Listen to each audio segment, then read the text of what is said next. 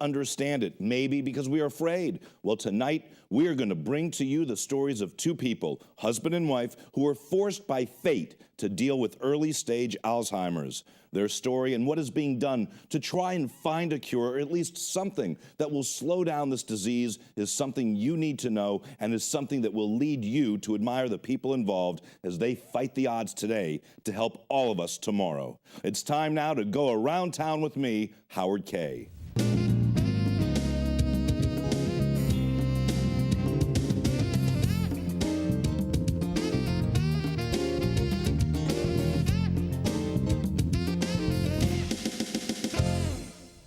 Some days we find it hard just to cope, but somehow we do. Well, imagine that you are 49 years old, a successful president of a $20 million company, and doctors tell you, with your wife at your side, that you have early onset Alzheimer's. Let's hear their story of shock, courage, devotion, and determination. Laura and Jay Jones, welcome to our program. Thank you. Thank you. So, Laura, when you were first told by the physicians your husband's diagnosis, what goes through your mind at that point? Sitting at the desk, we thought he was crazy. And then we started to cry. Did you understand what it meant? I only ask that because, you know, the perception, I think, for most people is somebody completely losing their memory, not knowing who they are, getting lost, getting violent. Getting lost. Exactly. Getting lost. You didn't know about this at an early age. Is it different? So what happens? We didn't know anything. We knew nothing. We knew no one with Alzheimer's. We knew nothing about it. And exactly as you say, when you say Alzheimer's, that's what I thought of. Someone very old, lying in a bed, you know, unable to speak, unable to recognize anyone. It was a shock. So obviously you were scared at that point. But how do you take that first step? I mean, it's a complete shock to you. You're scared out of your mind. You know your entire life is changing before your eyes. Exactly. What do you do? What's that first step? There wasn't a first step because it's a process. It's a big process, and it's very much like the grieving process for us. You know, there's a lot of denial, there's a lot of tears, you know, whatever the grieving process is. I think everyone that I know has gone through something similar, and you end up in what I call the cave for a certain period of time where you're in absolute shock, exactly what you said. And slowly you begin to understand and learn more about what it means. That's what it was like for us. And we somehow got out of the cave, and that's when we started to learn about what we could do to make a difference, and that's when our whole life began. Well, I understand that on January 4th of 2011, President Obama signed the National Alzheimer Project Act. That's the NAPA, you know, the National Alzheimer's Project Act. It's fantastic. It means so much because this is a very, very big problem. It'll bring it mainstream. Yeah, there's 5.3 million people in this country that have Alzheimer's, and it costs an average, just for my family and for the families, it costs an average of $56,000 a year to take care of each of those people. And you know, that's not a 6-month endeavor. We're in this now. Jay started showing signs in 2003, March or so of 2003. This is January of 2011. Look, we're walking into 8 years of this now. You know, and it will continue because you're a young man. That's right. So let me ask you this now. You're running this large company. Mm-hmm. Everything's going great. Yep. We all go through different stages in our lives where, you know, you forget things, or maybe there's a lot of pressure at work and things fall through the cracks. But what was it that was so significant that made you both realize something's not right? The first thing I saw was we were at a restaurant, and I got in my car and I left, and then I went south instead of north, and I'm going, where am I going? Where am I going? I mean, what's wrong? And we had a big problem. I couldn't find anybody. So that was the clue. That was the clue, and it became really when people that work with me in my place. Mm-hmm. I would go to The coffee room. Go to the coffee room to get a coffee, and I go to sit it down, and I go back, and I go, like 20 minutes ago, I'm going like, oh, what's going on? Everyone's starting to go in the office going, what's with Jay? What's wrong with Jay? And he's like, I don't know. But yet at other times, you might be functioning perfectly, and then all of a sudden, just out of nowhere... Good days and bad days.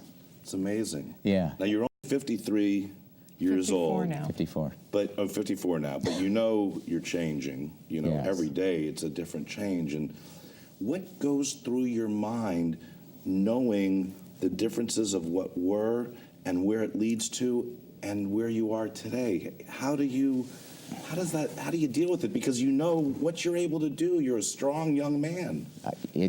Yeah. I mean, I'm iron barns, doing the whole thing. Works out almost every day. Only thing I can do is get it going, and let's, But that's what I lost. That's why I lost my family. I mean, not my family, my job. But, how do you? That's a good point though about family. How do you maintain that recognition? Is this something that they teach at? I know you're going for a memory program, a memory institute. How do they make sure that if everything does go, that's the last that goes? So there's always that recognition of the family, or is there no control of that? We really don't know yet. We haven't gotten there. What we do know is what we've heard from many people, which is if you've seen one case of Alzheimer's, you've seen one case of Alzheimer's. Everyone is different. The progression is different among our group of friends. People lose different skills at different speeds. Jay has all his physical faculties. He rides his bike to the gym. He works out. His body remembers what movements to make next.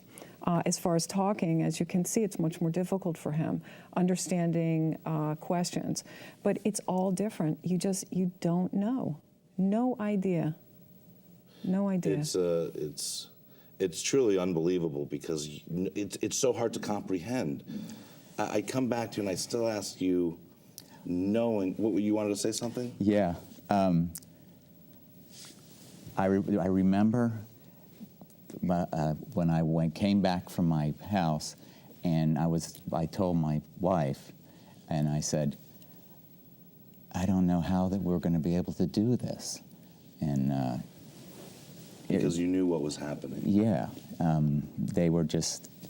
I asked you, and said, why this is something, we were having a problem. This is a problem, and. But you do what you got to do. I think the key. Thank God you're there, the love and support, and it's grown, seriously. We really were close to divorce because right before you're diagnosed with Alzheimer's, I think for many people who don't know what's wrong, they see the personality changes in the individual. And I was thinking to myself, oh my gosh, what happened here? And I was trying to fix myself, and one of my doctors told me that he just needs to do yoga. Another one told me, look, leave him alone. You're too type A, you're making him crazy. You don't know what to do. But the truth is, after the diagnosis, it was a bit of a relief. It's a good time to make this point. Because there was an explanation. Exactly. And as soon as I could stop blaming him for shortcomings and be angry at the disease, it changed for me in a big way. And a very good point to make at this time is when you're diagnosed, very often it's in the early stage, you really have a lot of time before you lose everything. Anybody could die in a car accident tomorrow. It's like God taps on your shoulder and he says, let me remind you that life is short and you need to pay attention to the day, to the moment. Every day, one day and at a what's time. Important, exactly, the people that you love. It's the only thing you really can ever lose and not get back is, to hear the laughter of your loved one. You have a photograph. You can lose weight and gain it back, lose money, get it back. You can't keep someone's laughter forever, and that's what's precious. That's beautiful. You're right. Jay, let me ask you, what makes you feel good? Oh. I mean, we know you enjoy going to the gym, you enjoy working out. Yeah. But being involved in this whole National Alzheimer's Project, how does that make you feel? I've done a lot of stuff. I've really done a lot of things, and I'm grateful for what we have today, right today.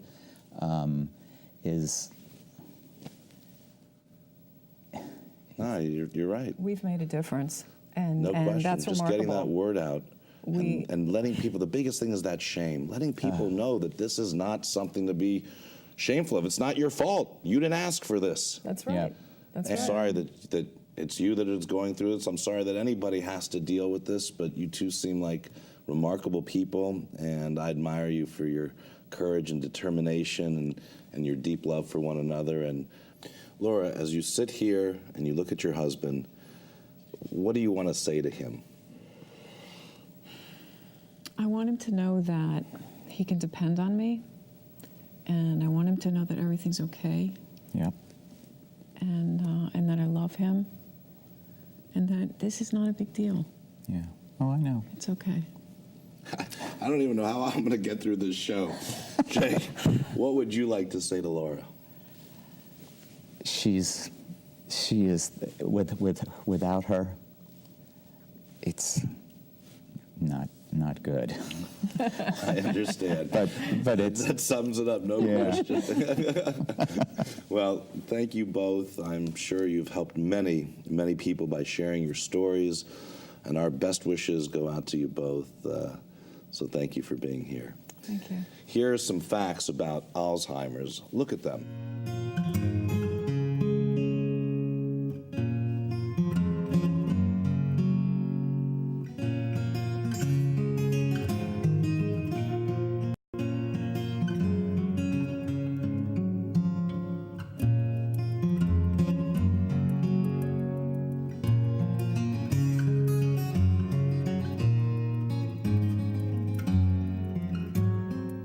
We've heard from Laura and Jay about how they are dealing with Alzheimer's, but what about the search for a cure?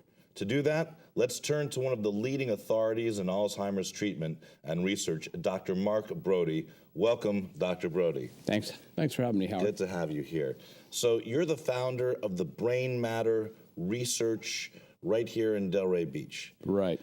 Tell me, what is Brain Matter? How does this bring on Alzheimer's, and what does it all mean? Right. Well, the short answer is nobody knows. What I'm involved in is primarily making an accurate diagnosis for people, because not everything that looks like Alzheimer's and smells like Alzheimer's is Alzheimer's. People have trouble with memory, especially predominantly as they get older, but there can be a variety of causes, a lot of which are treatable. So I think the biggest thing people want to know is, what is this? Is it fixable? So you got to start there. And then when you get to a point where you say, this really looks like Alzheimer's, what are we going to do about it? And that led to really the research that we're doing to try to change what's going on in the brain. Because unfortunately, everybody who's got the disease gets worse and everybody dies. That's the stark reality. And we have Band-Aids, we have symptomatic treatment, but we don't have anything that really changes what's going on in the brain. And that's what we're looking for, and we're on the cusp. There is light at the end of the tunnel. Well, there's no question. You are the leading authority in the field of Alzheimer's research. In fact, your accomplishments could fill a book. So I'm not going to go through all of them. But when you discuss this whole idea of the brain matter, and you even said that we can, or we will be able to ultimately, I don't know if cure this or reverse it. Right. Is it one and the same? Well, let's talk about maybe we could prevent it, okay? That would be the holy grail. So if we saw a high-risk individual, the brain is, this 3-pound brain is the most sophisticated organ in the universe as we know it. There's literally trillions and trillions of connections, synapses, that allow us to do all the things that we do, these higher thoughts that we have. And what happens is those connections start to melt away in this disease. And our brains are so sophisticated that we can adapt to these insults that are happening until you hit a point where you just can't keep up anymore. And that's when we start to see the symptoms. So if we could intervene and stop the process before you got to that point, you would never actually have the symptoms. And that's really what we're looking for. So prevention, but do we know why those connectors are deteriorating? Right. No. But it's like when a great sculptor is making his masterpiece. We are chiseling away, and we're starting to see the truth now. We know what doesn't cause it, and we're honing in on what we really think is underlying this disease. And what we found is everything we call Alzheimer's is not just one thing. So when people get Alzheimer's when they're young, like Jay, that's probably a different disease because that's more aggressive, highly genetically loaded. As people age, and we call this senile dementia, that's what it used to be called, it's part of the aging process. It's not normal, I see. But there are other mechanisms underlying that have to do with blood pressure and trouble with the vessels in the brain and cholesterol and a number of other features where the brain metabolically can't keep up with its normal function. But we all put this in this big tapestry of what we call Alzheimer's.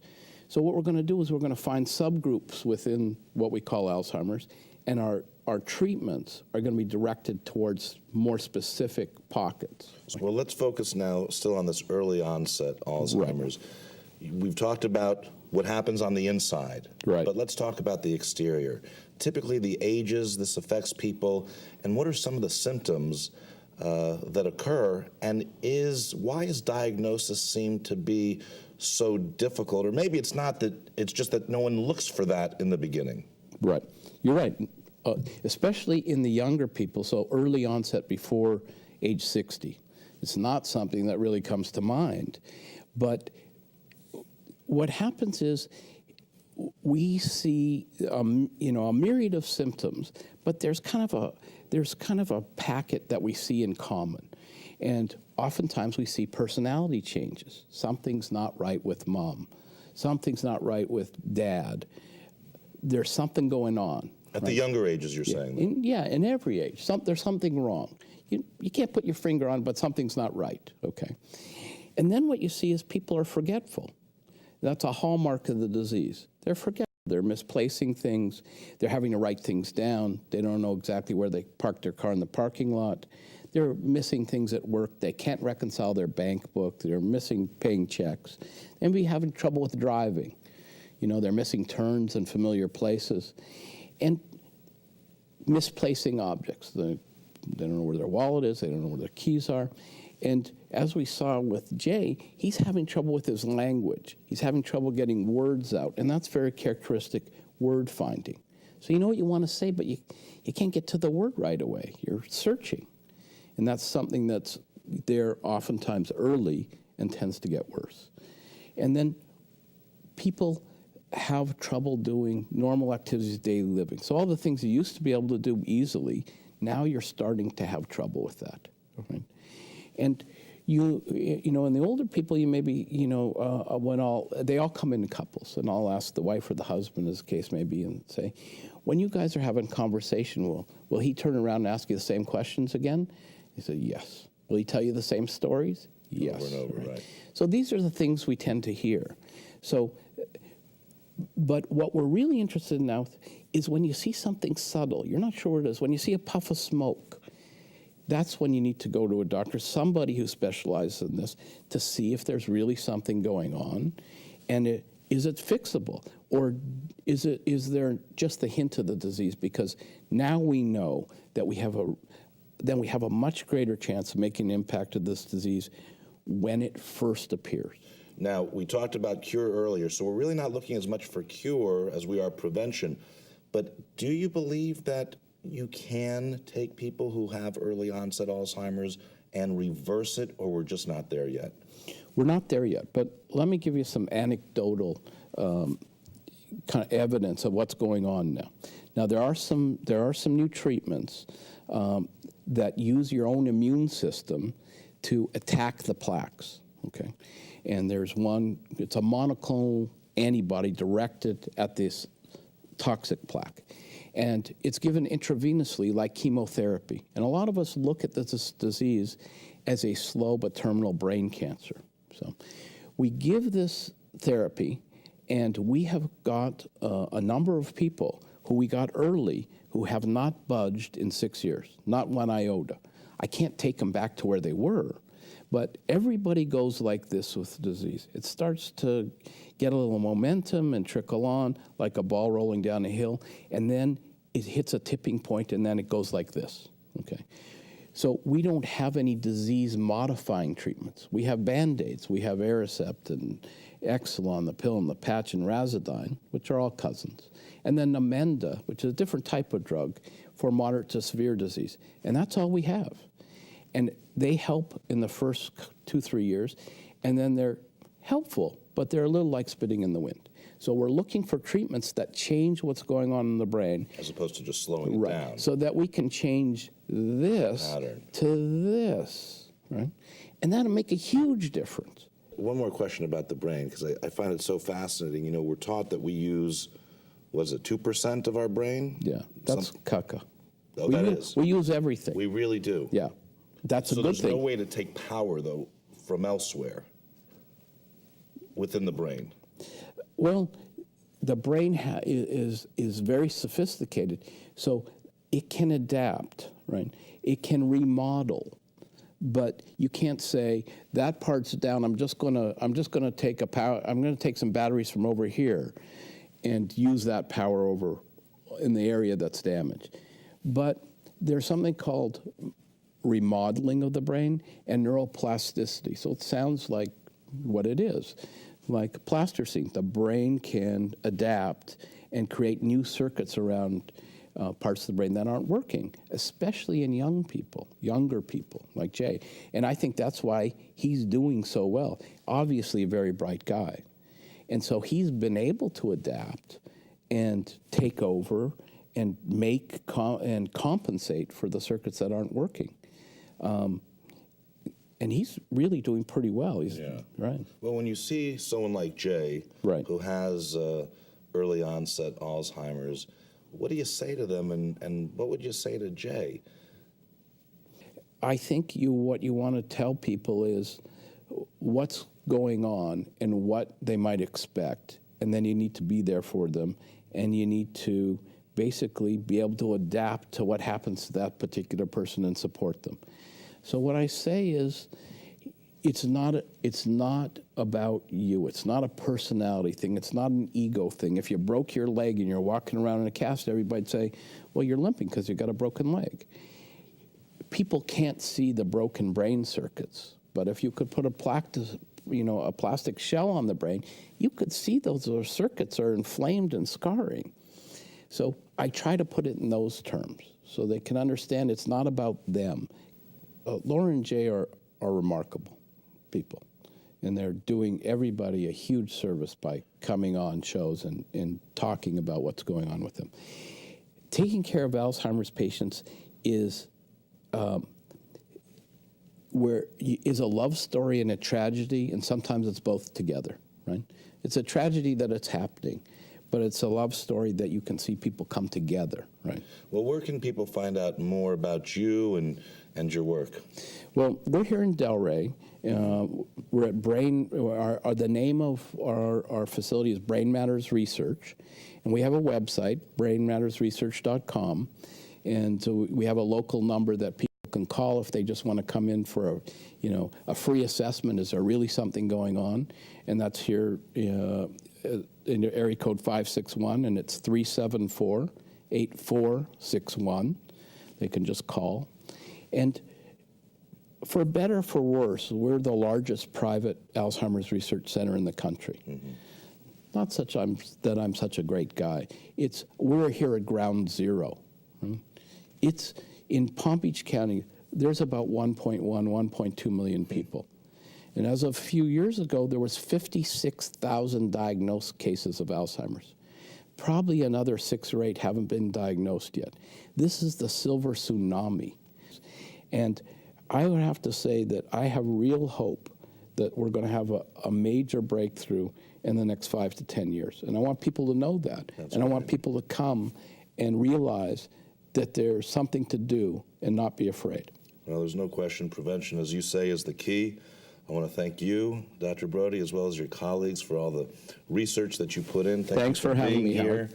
And of course, again, I want to give thanks to Jay and Laura Jones. Please join us next week at the same time for another trip around town with me, Howard Kaye.